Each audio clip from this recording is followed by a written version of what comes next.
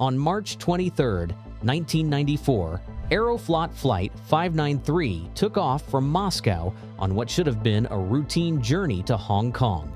The aircraft was a new Airbus A310. The crew was experienced, and the night sky was calm. Yet less than 9 hours later, the plane lay scattered across the mountains of southern Russia, with all 75 lives lost. What investigators later uncovered shocked the world. Children had been at the controls, so how did this happen? And how did a seemingly routine flight become a disaster that still haunts aviation decades later? In this video, we will uncover the shocking sequence of events, the human mistakes, and the lasting changes that Aeroflot Flight 593 left behind. Let's get started. On the evening of March 22, 1994, Moscow's Sheremetyevo International Airport was buzzing with the usual mix of long-haul flights heading out across Europe and Asia. Among them was Aeroflot Flight 593, a scheduled service bound for Hong Kong's Kai Tak Airport, one of the busiest and most challenging airports in the world at the time. For the 75 people boarding the Airbus A310 that night, the journey promised 9 hours of overnight flying, crossing Siberia and the vast mountains of southern Russia before finally descending into Hong Kong's famous checkerboard approach. It was supposed to be routine, but history would remember it as one of the darkest nights in Russian aviation. The aircraft assigned to the flight was an Airbus A310-300 tail number FOGQS. It had been delivered brand new to Aeroflot in December 1992, making it just over a year old at the time of the accident. With a sleek design and powered by two General Electric CF6 engines, the A310 was considered one of the safest and most modern aircraft available to airlines in the early 1990s. Aeroflot had purchased these planes as part of a modernization effort, shifting away from older Soviet-built aircraft such as the Tupolev Tu-154s and Ilyushin Il-86. The A310 represented a leap into Western technology, equipped with advanced autopilot systems, modern cockpit displays, and efficient engines that gave it a range perfect for intercontinental flights. The airline operating the flight that night, Aeroflot Russian International Airlines, ARIA, was a relatively new branch of Aeroflot itself. Created in the early 1990s, ARIA was tasked with operating Western-built aircraft on routes between Russia and major international hubs. The move was part of Russia's attempt to shed its reputation for outdated equipment and show the world that its flag carrier could stand alongside the likes of Lufthansa, British Airways, and Cathay Pacific. By using Airbus aircraft, Aeroflot hoped to capture more of the lucrative business travel market that connected Moscow with Asia and Europe. Inside the aircraft, the atmosphere was typical of a long-haul night flight. The departure from Sheremetyevo was right on time, lifting off at 16 hours 39 minutes Moscow time. Passengers settled into their seats, many preparing to sleep through the Siberian night sky. Some were business executives heading home after meetings in Moscow, while others were Aeroflot employees making use of staff travel benefits. Among the 63 passengers on board, 40 were Russian nationals, including 30 Aeroflot staff and their families. The rest were largely business travelers from Hong Kong and Taiwan, many of whom were seasoned flyers used to this route.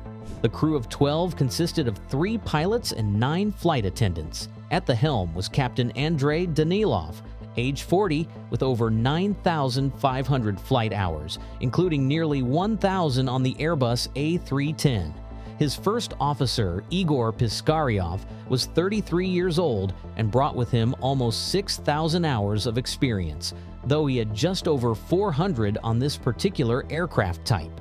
Completing the flight deck team was Relief Captain Yaroslav Kudrinsky, a 39-year-old pilot who had close to 9,000 hours of flying time, 900 of which were on the A310. His role was to take over during the cruise so that the main captain could rest, ensuring that the cockpit was always manned by an alert and capable pilot. The presence of 3 seasoned aviators gave passengers every reason to feel confident about the long journey ahead. In the cabin, 9 flight attendants managed the needs of passengers. For many of the Aeroflot staff and their families, this was an exciting opportunity to fly on one of the airline's newest Western-built planes. The A310, with its wide-body design, offered a level of comfort and technology that older Soviet aircraft could not match. The mood was calm, even relaxed, as the hours ticked by and the aircraft cruised steadily at 33,000 feet. What made this flight stand out, though, was the personal circumstance of relief Captain Kudrinsky. Unlike many of his colleagues, he had brought along his children. They were seated in the passenger cabin but were traveling on this flight because their father wanted to share with them the experience of international flying. For the children, this was their first trip outside Russia, a rare chance to see the wider world at a time when international travel was still a novelty for many Russian families. At this point, their presence on board was just a personal detail unnoticed by other travelers and far from any cause for concern. From the outside, Flight 593 was simply another international departure. Air traffic controllers cleared it across Russian airspace, radar operators tracked its steady progress, and the flight plan showed nothing unusual. The aircraft was in excellent condition, its crew highly trained, and its passengers unaware of any risks. Yet within the cockpit, a decision was forming, one that would soon alter the course of aviation history. At cruising altitude over Siberia, the Airbus A310's autopilot was handling the long overnight flight smoothly. In the cockpit, Relief Captain Yaroslav Kudrinsky was in command, occupying the left-hand seat while Captain Andrei Danilov rested and First Officer Igor Piskaryov monitored instruments from the right-hand side. Everything about the scene suggested routine efficiency. Yet what happened next would change the story of this flight forever. Kudrinsky had brought his children, 15-year-old Eldar and 13-year-old Yana, along on this trip to Hong Kong.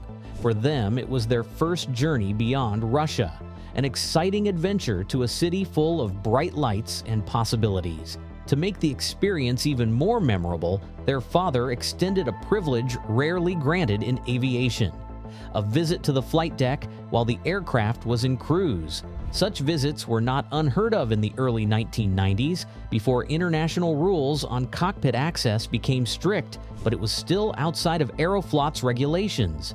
Kudrinsky, however, trusted his own judgment. He wanted his children to see where he worked, to share the pride of operating a modern Western jetliner. The cockpit of the Airbus A310 was a marvel compared to Soviet-built aircraft. Instead of crowded panels and mechanical dials, it featured wide electronic displays, ergonomic controls, and automated systems designed to ease a pilot's workload. To a teenager stepping into that space, the environment must have felt like stepping into another world. The glow of green and amber lights, the steady hum of the engines, and the panoramic view of the night sky through the cockpit windows created an atmosphere that was both mesmerizing and intimidating. Yana was the first to be invited into her father's seat. At just 13 years old, she was small compared to the chair and the control column, but Kudrinsky adjusted things to give her a sense of what it felt like to be in command of the aircraft.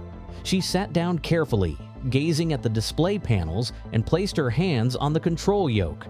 To make it more engaging, her father made small adjustments to the autopilot's heading selector, creating the sensation that her inputs were guiding the massive jet.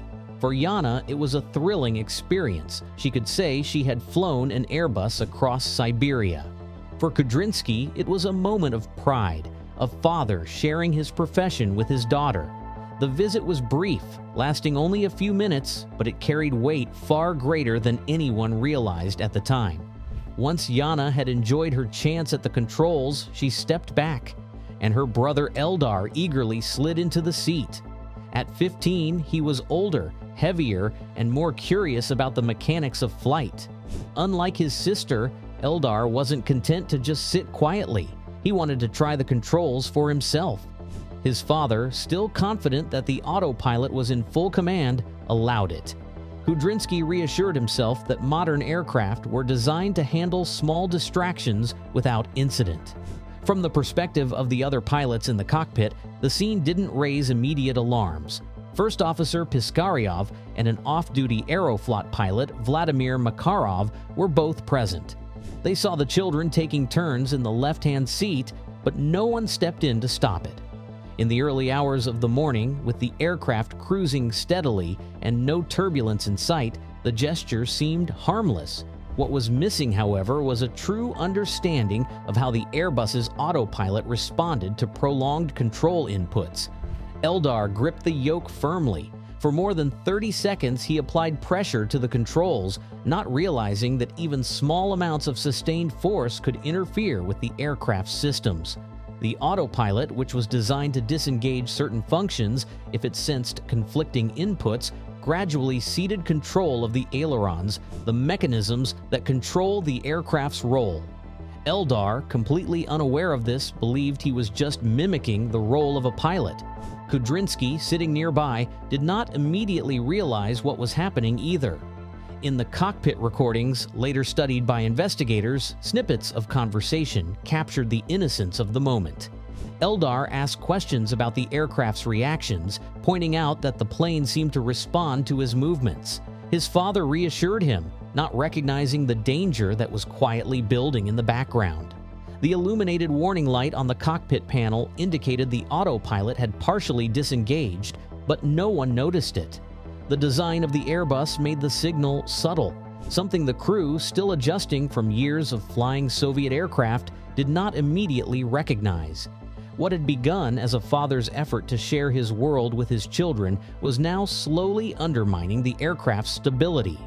And the calm atmosphere inside the cockpit was about to vanish. As the aircraft continued its steady flight path, the hidden conflict between the autopilot and Eldar's control inputs would soon erupt into chaos. What looked like an innocent game of flying the plane was seconds away from spiraling into a nightmare.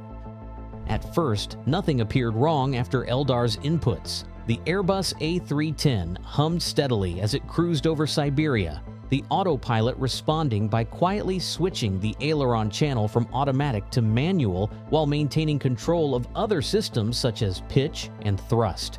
It had undergone a partial disengagement, the kind of condition that required immediate recognition from the crew. But unfortunately, the warning was subtle. A light on the electronic flight instrument system illuminated, but there was no audio alarm. To experienced Airbus crews familiar with Western avionics, the signal would have stood out. To this Russian crew, whose careers had been built largely on Soviet-era aircraft with different cockpit logic, it slipped by unnoticed. As the ailerons slipped out of autopilot control, the aircraft began a gradual bank to the right, initially just 2 degrees per second. Such a small shift was imperceptible without constant attention to the instruments, especially at night when there was no horizon visible through the windows. Within moments, the bank angle crept past 20 degrees, then 30.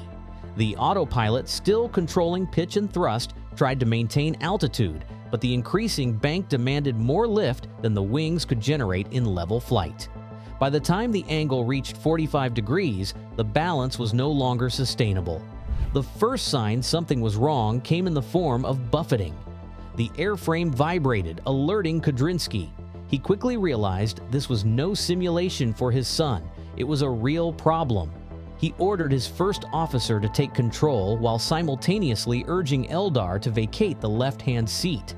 Precious seconds ticked away as they tried to shuffle positions. The co-pilot seat had been pushed far back, a common practice during long cruise flights when autopilot handled most of the workload.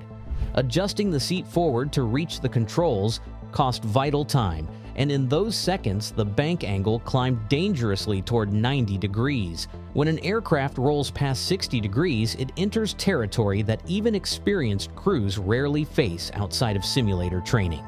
At 90 degrees, the wings are essentially vertical, producing no meaningful lift. Flight 593 reached that point, and the consequences were immediate. The nose dropped, and the A310 began a steep descent. Within seconds, it was plummeting thousands of feet per minute. The sudden dive created intense G-forces that pinned the pilots to their seats. Every control movement became harder, requiring enormous physical strength. Kudrinsky struggled to regain his place in the captain's seat, while First Officer Piskaryov fought with the controls that were now responding sluggishly and unpredictably. The autopilot, still partially engaged, added to the confusion. It attempted to correct the situation by pitching the nose up and applying additional thrust, but without aileron authority, its inputs only destabilized the aircraft further. In the cabin, passengers would have felt the sudden tilt and rapid descent, but they had no idea why it was happening. The nose-down attitude pushed them against their seatbelts, drinks, and loose items flying about. Many likely awoke in terror, realizing instantly that something was badly wrong. Back in the cockpit, the crew tried desperately to recover. Piskaryov finally regained enough leverage on the controls to reduce the bank and level the wings slightly. This action helped stabilize the aircraft for a moment, reducing the violent roll. The reduction in G-forces gave Kudrinsky the chance to retake the captain's seat and assume command again. For a brief moment, there was hope. But recovery at such extreme attitudes is extraordinarily difficult, even for highly trained crews. In their urgency to pull out of the dive, the pilots applied strong nose-up inputs, forcing the aircraft into a steep climb. The engines roared, thrust surging as the Airbus pointed upward. Yet this correction carried its own danger. Climbing too aggressively caused the jet to bleed off airspeed. Within seconds, the wings could no longer sustain lift. The A310 stalled. The stall triggered a new set of violent movements. The nose dropped again, the aircraft rolling erratically as the wings lost their smooth airflow. The crew tried to correct, alternating between nose-up and nose-down inputs, but their control actions were inconsistent and compounded the instability. The aircraft entered a spin, a condition rarely survivable in large commercial jets. For nearly 2 minutes, Flight 593 alternated between sharp dives and abrupt climbs. Each time, altitude was lost, the terrain below drawing closer. The chaos inside the cockpit was recorded by the black box, alarms sounding, the stall warning blaring, pilots shouting commands over one another. Their lack of familiarity with Airbus systems meant they never fully disconnected the autopilot to regain complete manual control. Instead, they fought both the machine and physics itself in a losing battle. During this terrifying sequence, the aircraft lost over 20,000 feet of altitude. From cruising at 33,000 feet, it was now descending through 13,000 feet in mountainous terrain. The city of Novokuznetsk's controllers, awaiting the routine position call, suddenly lost Flight 593's radar trace. In the sky, the aircraft was still alive but hanging on by a thread, trapped between the crew's frantic efforts and the unforgiving laws of aerodynamics. Controllers in Novokuznetsk attempted to make contact, calling repeatedly over the radio. Silence was their only answer. At that exact time, the Airbus was plunging through the final thousands of feet. The impact came less than 2.5 minutes after the initial upset began. At high vertical speed, the aircraft struck the Kuznetsk-Alatau mountain range near the town of Mezhdurichensk. The jet hit in a near-flat attitude, but at an extreme downward velocity estimated at 70 meters per second, roughly 160 miles per hour. The force of the crash obliterated the A310 instantly. The structure disintegrated on contact, scattering wreckage across the mountainside and igniting a fierce fire. The dense forest around the crash site was set alight, adding to the devastation. All 75 people on board, 63 passengers, and 12 crew died instantly. On the ground, residents in nearby towns reported hearing a distant explosion and seeing a glow on the horizon. It was the first sign that something catastrophic had happened. Within 2 hours, word reached local authorities that wreckage had been spotted southeast of Mezhdurichensk. Rescuers set out into the remote mountainous terrain, trekking through snow and forest to reach the coordinates. What they found was a scene of horror. The crash site stretched across the slope, littered with smoldering debris, scorched trees, and human remains. The largest intact section of the aircraft was unrecognizable, twisted metal consumed by fire. The recovery crews who reached the site described an overwhelming silence, broken only by the crackle of burning wreckage. There were no survivors to rescue, only remains to collect. Among the debris, investigators quickly located the aircraft's flight data recorder and cockpit voice recorder, the so-called black boxes. Despite the fire and impact, they were designed to withstand such destruction. These devices would later provide the chilling insight into what had unfolded inside the cockpit in those final minutes. The missed warnings, the desperate commands, the confusion, and the heartbreaking presence of voices that did not belong there, those of children. After the recovery of the black box, Aeroflot initially denied the presence of children in the cockpit, but in September 1994, a Moscow newspaper leaked the transcripts. Once made public, there was no denying it. The airline was forced to admit that the children had indeed been at the controls and that their father had made a tragic error in judgment. The official investigation, published in April 1995, went into painstaking detail. The report listed a chain of factors that together doomed Flight 593. It concluded that the accident was not the fault of the aircraft, but of human actions and decisions. The Airbus had behaved exactly as designed, its systems disengaging in response to sustained manual force. The real failure lay in how the crew responded, or failed to respond, in those vital minutes. For Aeroflot, the scandal was enormous. Once the largest airline in the Soviet Union, it had been struggling in the early 1990s to redefine itself in a new Russia. The adoption of Western aircraft, like the Airbus A310, was supposed to showcase modernization and safety. Instead, Flight 593 became a symbol of the dangers of cultural gaps in training and oversight. Public trust in the airline plummeted. Families of the victims accused the company of hiding the truth in the early days. Internationally, the disaster reinforced perceptions that Russian carriers were still not meeting global standards. Yet from the ashes of Flight 593 came changes that reshaped aviation. Cockpit access, once seen as a harmless privilege for visitors or family members, was tightened immediately. Aeroflot banned any non-crew presence in the flight deck. Other airlines around the world followed suit, restricting cockpit visits even before the far more sweeping bans that came after the September 11, 2001 terrorist attacks. What had once been common, a child or even a curious passenger sitting briefly at the controls, was now unthinkable. Training programs were also overhauled. Russian pilots flying Western aircraft received more rigorous instruction, particularly in understanding autopilot logic and cockpit warning systems. The mismatch between Soviet cockpit designs and Airbus displays had clearly played a role in the crew's delayed recognition of what was happening. Going forward, cross-training became a higher priority. Crews were drilled not only in handling emergencies, but in recognizing subtle indicators before situations escalated. The lessons of Flight 593 echoed far beyond Russia. Aviation authorities in Europe, Asia, and the United States cited the crash as an example of why strict cockpit discipline and standardization of training were essential. It underscored that modern aircraft, no matter how technologically advanced, still required vigilant crews who followed procedures without exception. For the families of those who perished, however, the lessons offered little comfort. They had lost parents, children, friends, and colleagues in a tragedy that should never have happened. Memorials were held in Russia and Hong Kong, where grief was compounded by the knowledge that the deaths were preventable.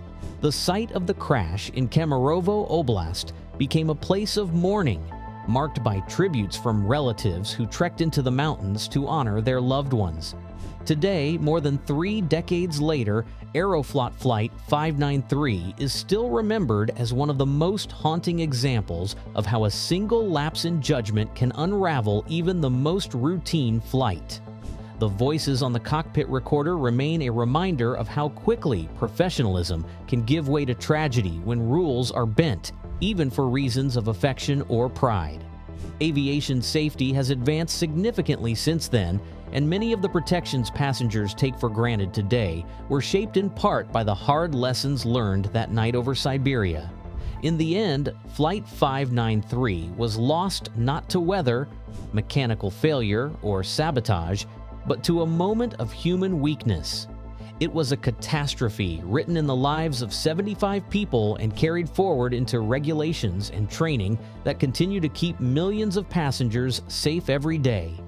The price of those lessons was unbearably high, but they changed aviation forever. So, what do you think about this tragic story of Aeroflot Flight 593? Should cockpit visits have been banned much earlier, or was this disaster the turning point that changed aviation forever? Share your thoughts in the comments, and don't forget to give this video a thumbs up and subscribe to our channel for more stories like this. Until next time, safe travels.